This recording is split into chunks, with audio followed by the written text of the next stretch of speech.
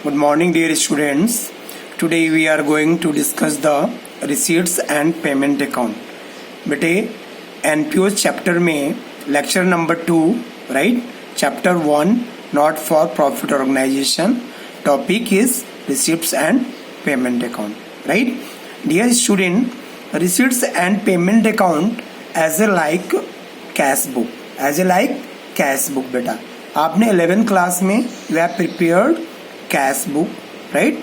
The nature of cash book is real account, okay, right?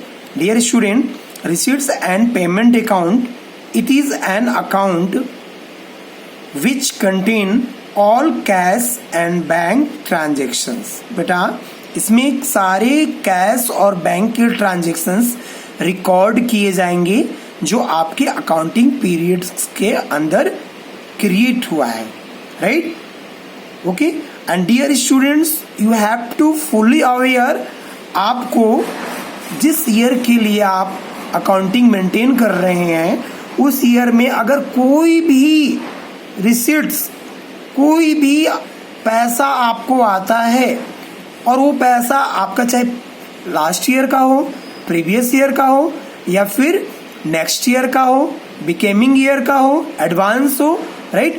All types of receipts and payment you have to record in receipts and payment account. Clear dear student? अगर पैसा आया तो आप debit में लिखेंगे, right? और अगर पैसा गया आपके पास से तो आप उसे कहाँ लिखेंगे बेटा? क्रेडिट में लिखेंगे. That is payment, right? Clear हो गया बेटा? ओके. तो student, you have to fully aware it start with the receipt and payment account start with the opening balance of cash and bank, right? हमेशा आपको ध्यान रखना है कि कैश और बैंक के according he receipts and payment account की starting की जाएगी, जिसे हम डेबिट साइड में लिखेंगे. ओपनिंग बैलेंस को कैश हो या बैंक हो उसे हम डेबिट साइड में लिखेंगे. ओके बेटा. And number 3rd point, all cash receipts. मैंने पहले ही बताया आपको, चाहे वो कैपिटल में हो फॉर्म वाला हो, चाहे वो रेवेन्यू. बेटा कैपिटल रिसीट्स का मतलब होता है कि ये नॉन रेकरिंग होता है. ये ऐसे रिसीट्स होते हैं जो आपको yearly, after 2 year, after 3 year या आफ्टर 1 ईयर में ये पैसा आपको आता है. समझ रहे हो ना? ये पैसा बार बार आपके पास रिसीव्ड नहीं होगा, तो इसको बोलेंगे हम कैपिटल रिसीव्ड. और रेवेन्यू का मतलब डे टू डे ट्रांजेक्शन्स, बार बार पैसा आ रहा है, राइट? तो it means all the capital and revenue transactions for the receipts during the period, right, are to be debited recorded. इसको हम डेबिट साइड में रिकॉर्ड करेंगे. क्लियर हो गया बेटा? ध्यान रखना आपको.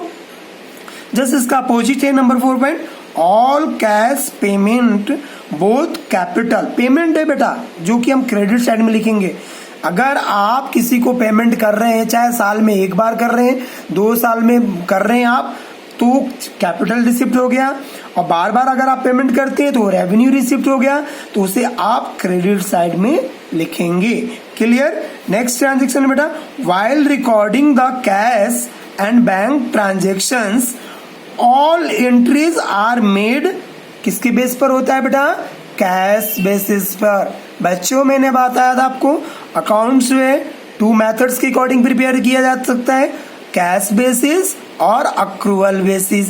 कैश बेसिस में केवल कैश के ट्रांजेक्शन्स रिकॉर्ड किए जाएंगे और अक्रूवल में कैश भी और क्रेडिट दोनों ट्रांजेक्शन किए जाएंगे.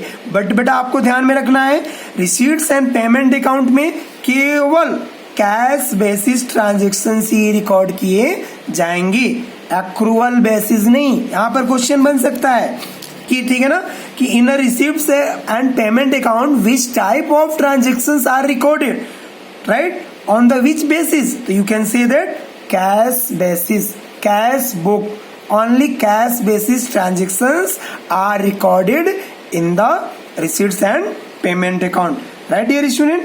और इस अकाउंट को बनाने का रूल क्या है बेटा? इसका नेचर क्या है, नेचर ऑफ अकाउंट क्या है इसका, रियल अकाउंट, राइट, जिसे गोल्डन रूल ऑफ अकाउंटिंग में आप पढ़ चुके हैं। रियल अकाउंट का रूल क्या कहता है कि आपके पास जो कुछ भी आएगा, पैसा आएगा तो डेबिट में लिख देना, और आपके पास से गोज आउट है तो उसे क्रेडिट में लिख देना, राइट डियर स्टूडेंट। तो ओके, तो you have to keep 7 points when you are going to prepare the receipts and payment account, right dear student। again I am going to repeat, जब आप receipts and payment account बनाओगे, right बेटा, तो ये 7 points को आपको दिमाग में रखना है।